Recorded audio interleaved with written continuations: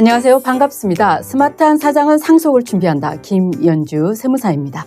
자, 이번 시간에는요, 2020년 개정세법은 어떻게 바뀌었을까입니다. 정말 많은 내용들이 쏟아졌죠. 한번 이 시간을 통해서 한번 면밀히 살펴보도록 하겠습니다.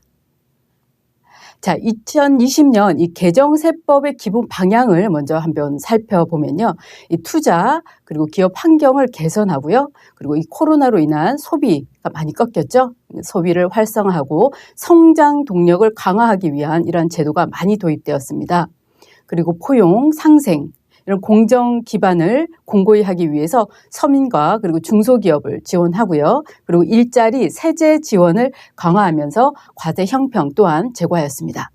그리고 조세 제도를 보다 합리화하고요. 납세자 권익 보호 그리고 납세자 편의 제고를 위한 내용이 2020년 개정세법에 반영되어 있습니다.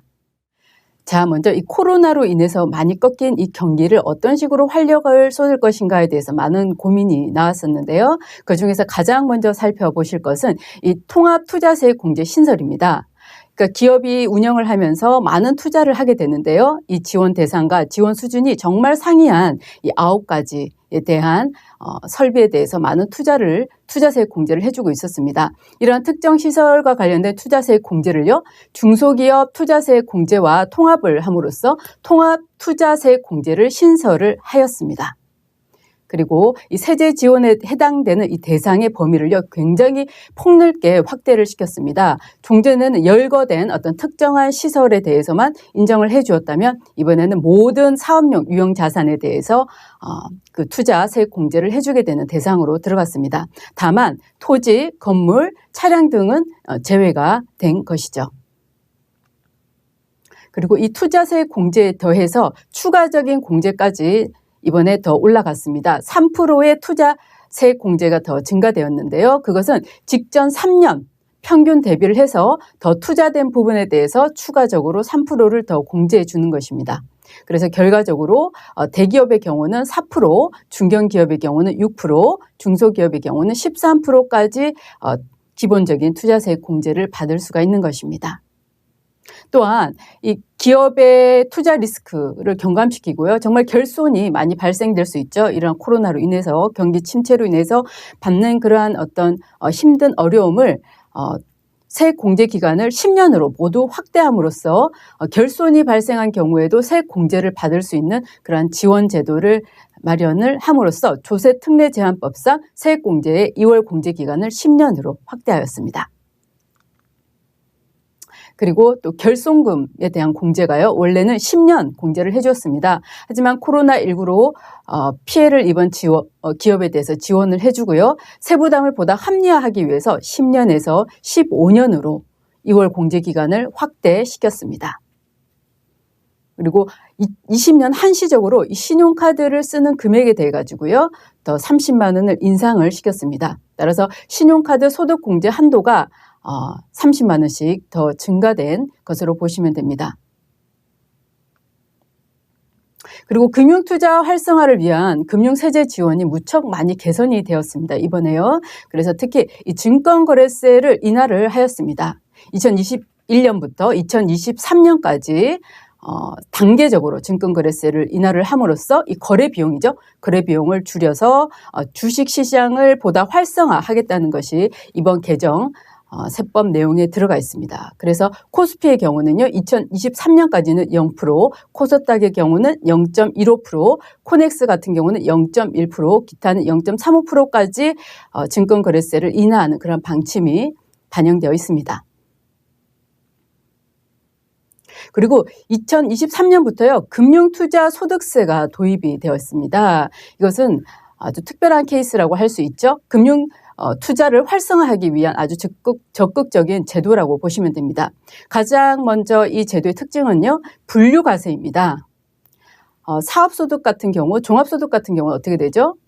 각 개인에게 발생되었던 모든 소득을 종합소득으로 합산을 해서 과세를 하는 그런 체계를 가지고 있다면 이 금융투자와 관련돼서 발생된 소득에 대해서는 별도로 종합소득과는 분류를 해서 과세를 하겠다는 것입니다. 그래서 이익이 단연간 누적되어 발생하고요. 그리고 금융투자에서 항상 이익을 보는 건 아니죠. 금융투자의 이 손실 가능성을 고려를 해서 종합소득과는 별도로 구분해서 분류과세를 하겠다는 것이고요. 그리고 금융투자 소득뿐만 아니라 손실을 합산을 하게 됩니다. 소득보다 손실이 많다는 것은 바로 이 결손금이 나오게 되는데요. 이 결손금도 5년 동안 2월 공제를 허용하도록 하였습니다. 그리고 국내 상장 주식, 국내 공모 주식형 펀드를 합산해서 5천만 원, 그리고 기타의 금융투자 소득에 대해서는 250만 원까지 기본 공제를 세팅하고 있습니다. 그리고 금융투자 소득에 대한 세율은요, 20%를 적용하고 있습니다. 다만 과세 표준 3억을 초과하는 부분에 대해서는 25%를 징수를 하게 되고요. 과세 방법은 금융회사를 통해서 소득을 신고할 때는요, 반기별 원천 징수를 하면 되고, 금융회사를 통하지 않은 소득에 대해서는 반기별 예정 신고를 하면 됩니다. 그리고 추가 납부가 있거나 환급세액이 있는 경우에는 5월 말에 신고 또는 환급 신청을 하시면 됩니다. 자, 신탁업을 활성화하기 위한 신탁 제도가 많이 개선이 되었습니다. 이 신탁이라는 것은요, 신임 관계에 의해서 위탁자 그리고 수탁자의 특정 자산을 이전을 하면서 이 수익자의 이익을 위해서 재산을 관리하게 하는 법률 관계를 신탁이라고 합니다. 19년 현재 이 수탁고에는요, 967조의 자산이 들어가 있습니다. 상당한 금액인 거죠. 그래서 이번 개정을 통해서 신탁업이 보다 활성화되고 과세 현실에 맞게끔 정비가 되었는데요. 우선 먼저 한번 보실 것은 이 소득세하고 법인세 파트입니다. 현재 수익자 과세를 원칙으로 하고 있지만요, 이 신탁 재산에 대해서 법인세 과세 방식도 선택할 수 있는 길을 더 넓게 열어놓았습니다. 이것은 이 소득이 발생할 때마다 소득을 수익자에게 배분하지 않고 신탁 재산에 유보된 다음에 향후에 배분될 수 있게끔 해서 이 신탁의 운용을 더욱 효율적으로 할 수 있는 그러한 제도를 마련한 것입니다. 그리고 납세 의무자를 위탁자에서 수탁자로 변경을 할 수가 있는데요. 신탁 재산을 소유하고 계약 당사자가 되는 이 수탁자로 변경을 할 수 있습니다. 그렇지만 이 위탁자가 계약 당사자이거나 실질적으로 신탁 재산을 지배, 통제하는 경우에는요, 예외적으로 이 위탁자가 납세 의무를 유지를 할 수 있습니다. 이 규정은 거래 당사자 간의 인식이 쉽고 세금 계산서를 수수할 때 아주 명확해지는 효과가 있기 때문에 부가가치세법상 수탁자로 변경할 수 있도록 한 것입니다. 그리고 조세회피 방지를 위한 제도도 보완을 하였습니다. 이 종합부동산세 부분인데요. 이 납세 의무자를 수탁자에서 위탁자로 변경을 하게 되면요, 이 신탁한 부동산을 위탁자의 다른 재산과 합산해서 종합부동산세를 과세하도록 되어 있습니다. 그동안 이 법이 미비되어 있는 상태에서 신탁자와 위탁자의 명의분산을 통해서 세부담 회피가 많이 일어나기 때문에 이것을 방지하기 위한 규정이라고 보시면 됩니다. 그리고 위탁자를 실질적인 수익자로 볼 수 있는 경우에는요, 위탁자에게 납세 의무를 부과하겠다는 것이죠. 수익자가 없거나 위탁자가 이 신탁 재산을 실질적으로 통제, 지배하는 경우에는 이 위탁자가 자신의 소득 분배에 신탁을 활용할 수 있기 때문에 위탁자에게 과세를 하겠다는 그러한 뜻입니다. 그리고 새로운 이 신탁 제도가 굉장히 많이 활성화되고 있습니다. 그래서 보다 이 과세 기준을 보다 명확하게 인식을 시켰는데요. 유언대용 신탁. 이것은 바로 유증이나 사인증여와 같이 동일하게 이 상속세의 범주에 들어가는 것입니다. 그리고 수익자 연속 신탁인데요. 이것은 각 수익자에게 귀속되는 이 수익권 가액을 한도로 해서 상속세에 납부 의무가 있는 이러한 신탁을 말합니다. 이런 경우는 위탁자 또는 수익자가 사망하는 경우는 증여세가 아닌 상속세로 과세되는 것을 명확하게 그 규정으로 이번에 만들어 놓은 것입니다. 교통정리가 된 것이죠.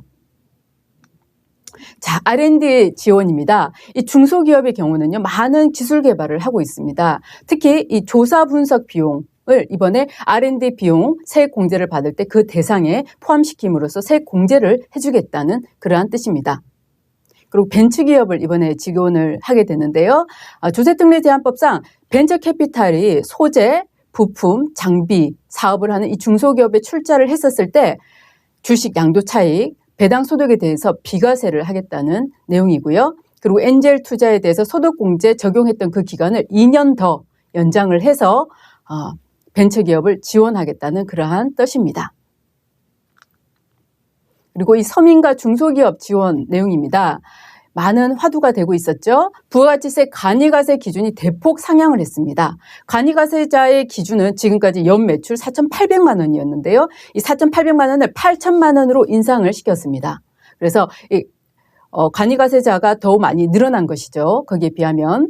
그리고 이 간이가세자 중에서 부가가치세 납부 의무 면제가 되는 면세점이 있었는데요. 그 금액은 연 매출 3천만 원이었습니다. 이 3천만 원을 이번에는 4,800만 원으로 인상을 시킴으로써 이런 서민 개인 사업을 하시는 분들의 많은 세부담을 줄여주는 그러한 효과를 나타내게 됩니다. 그런데 간이가세자에 포함이 되더라도요. 일반 가세자가 간이가세자로 금액 미만으로 인해서 전환될 수 있겠죠. 그렇지만 일반 가세자였을 때 계속해서 세금계산서를 발급을 했을 텐데 이 의무 규정은 그대로 유지를 시키고 있습니다. 과세거래의 투명성을 위해서 세금계산서 발급 의무는 유지가 되고 있는 것입니다.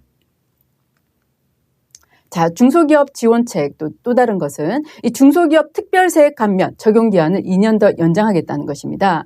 이 중소기업은요 46개 업종에 대해서 소재지 그리고 업종 그리고 규모별로 이 소득세나 법인세를 5%에서 30%까지 감면을 받고 있었습니다. 그러니까 코로나19로 인해서 이 중소기업이 굉장히 많은 어려움에 빠져 있죠. 이 부분을 감안을 해서 중소기업 특별세액 감면 제도를 기한을 2년 더 연장하도록 한 규정입니다. 그다음에 일자리 지원과 관련된 규정이 굉장히 많이 그 적용 기한이 연장되었습니다. 한번 구체적으로 한번 살펴보시면요. 근로소득 증대 세제입니다. 직전 3년 평균 임금 증가율을 초과하는 당해 연도 임금 증가분에 대해서 중소기업은 20%, 중견기업은 10%, 대기업은 5% 세액 공제를 해주고 있습니다. 이것은 2022년 12월 31일까지 공제가 가능합니다. 면밀히 살펴보셔야 될 것 같습니다. 기한을요. 그리고 정규직 전환인데요. 비정규직 근로자가 정규직으로 전환을 하는 이 중소기업과 중견기업에 대한 지원을 굉장히 많이 하고 있는데 이 전환하는 인원당 1,000만 원까지 세액 공제를 해줍니다. 중견기업은 700만 원까지 공제가 되면서 이것은 2021년 12월 31일까지 적용 대상입니다. 그리고 육아 휴직 후에 고용이 그대로 유지가 되는 경우에는요, 이 근로자가 6개월 이상 육아 휴직 후에 복귀한 이런 중소기업이라든지 중견기업에 대해서는 복귀 후 1년간 인건비의 10%, 그리고 중견기업은 5%에 대해서 세액 공제를 2022년 12월 31일까지 공제해 주도록 하고 있습니다.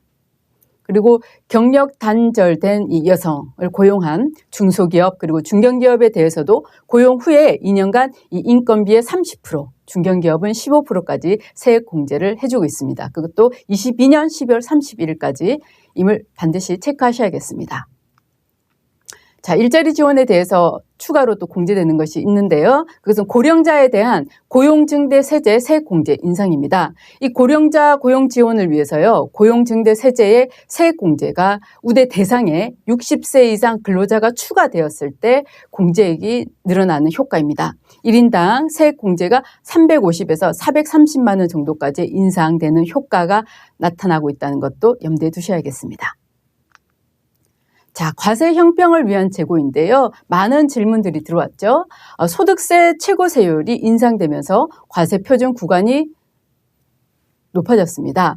즉 10억대에 있던 10억을 초과했던 구간이 종전에는 42%까지였는데요. 이번 개정안을 통해서 45%로 상향 조정되었다는 것도 확인하셔야겠습니다.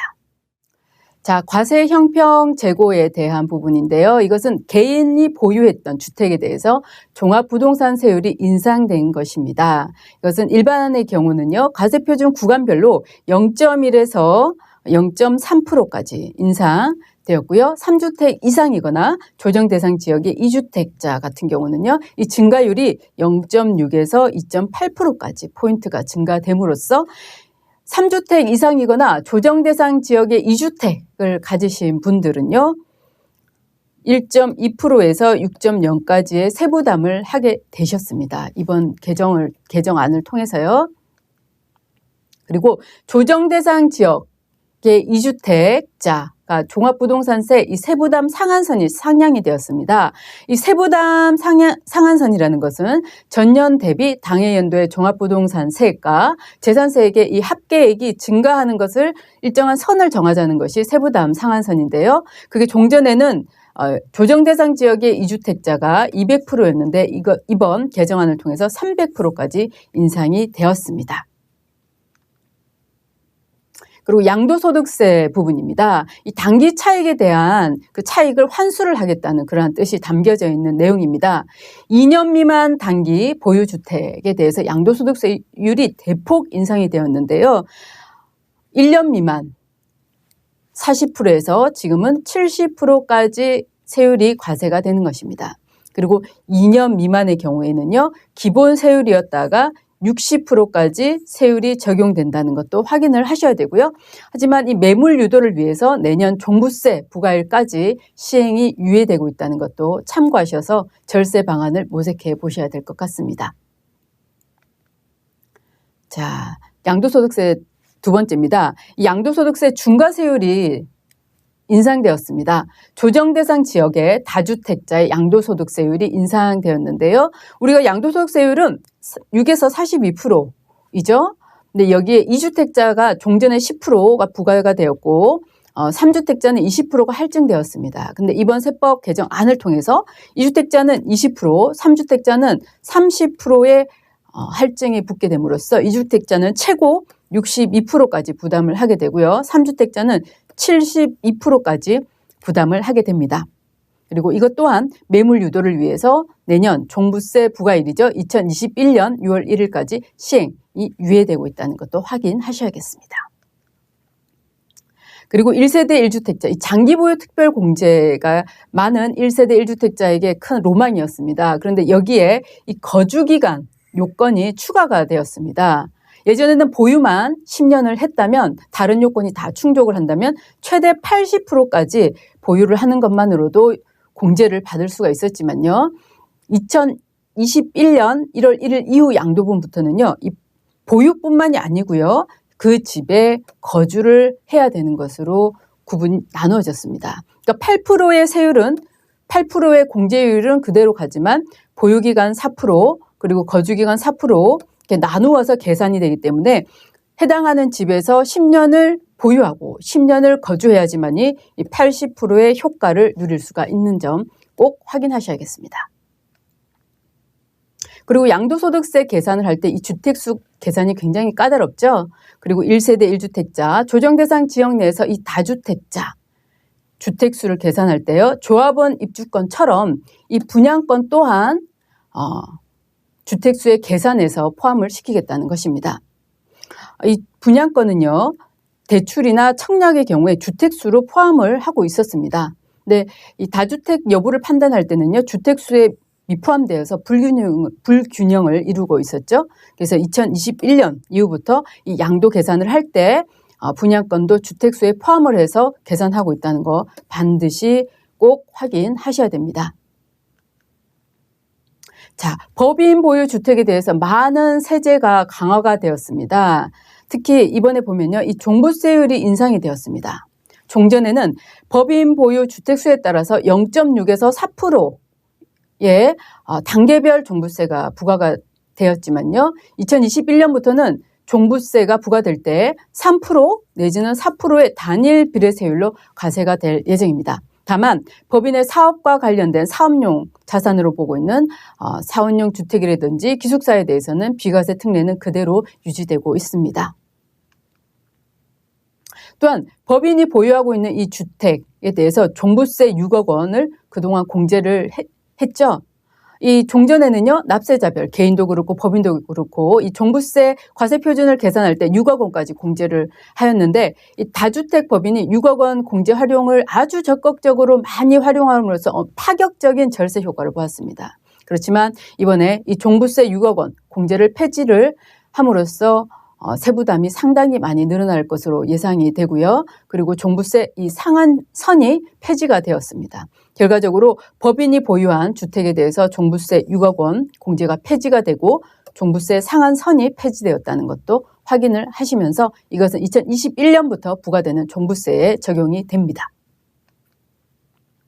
그리고 법인이 조정 대상 지역 내에 신규 임대주택의 종부세를 과세를 하겠다는 뜻입니다. 현행 법인이 보유한 8년 장기 임대주택 등록입니다. 8년 장기 임대주택에 대해서는 종부세가 과세되지 않았습니다.